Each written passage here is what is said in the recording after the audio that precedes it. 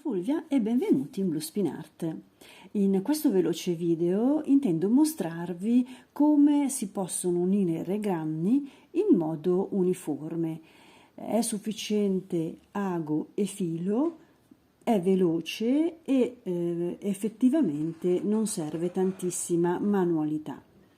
È un metodo che preferisco proprio per evitare di lasciare un margine in rilievo e spesso questo è proprio un gusto estetico se si utilizza l'uncinetto e il filo, proprio perché viene un piccolo segno in rilievo e spesso, come ripeto, è proprio una scelta di gusto. Bene, vi lascio alle prossime immagini. Tenete conto che io ho utilizzato un filo a contrasto, così vi ho fatto vedere bene come si nasconde tutto il filato. Certo è che se lo scegliete dello stesso colore da voi utilizzato, vedrete che anche dei piccoli segnetti che spesso potrebbero risultare sotto vengono automaticamente inglobati nel resto del lavoro. Quindi non mi resta che augurarvi buon spin art e alla prossima. Ciao da Fulvia.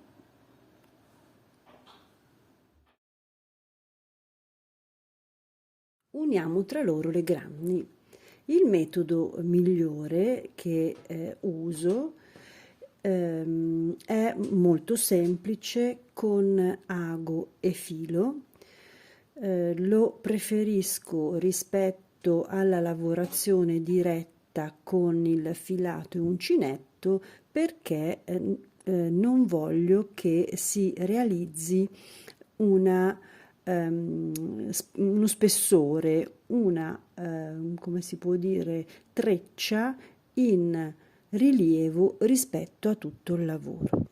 Quindi io ora devo far combaciare le mie magliette, ho messo dei marcatori per aiutarmi, ho un mezzo punto, un punto di separazione, mezzo punto per tutta la riga e ho 14 mezzi punti intervallati, ripeto, da una maglietta. Quindi innanzitutto mi blocco sulla parte iniziale semplicemente con un piccolo nodino. Lascio anche un po' di filo, quindi quando affrontate questo tipo di unione eventualmente assicuratevi di avere un cordino magari lungo il doppio, così potete lasciare anche una coda proprio per gestire meglio e non tirare troppo il lavoro.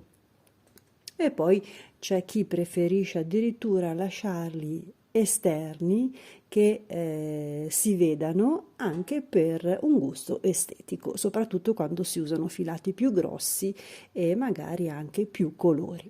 Bene, allora abbiamo bloccato laddove ho inserito i marcatori,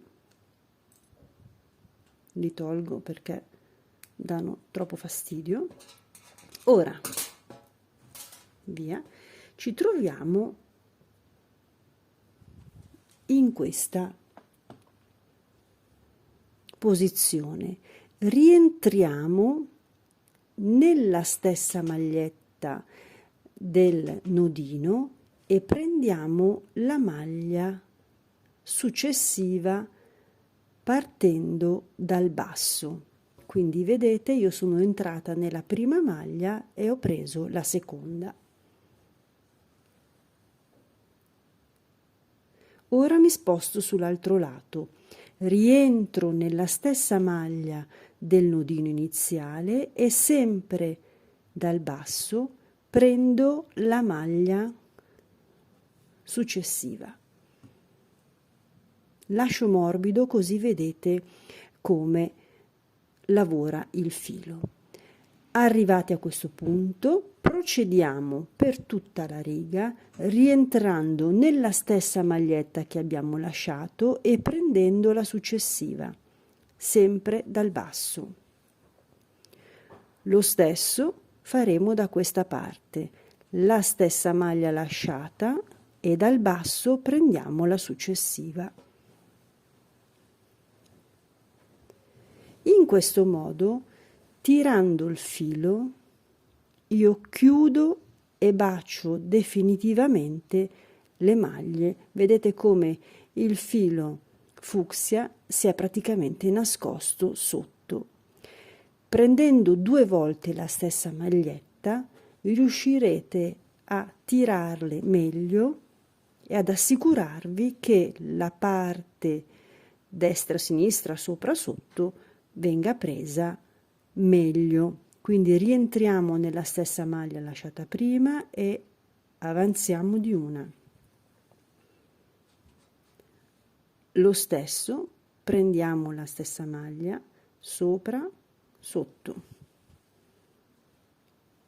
Torniamo di qui, sopra, sotto.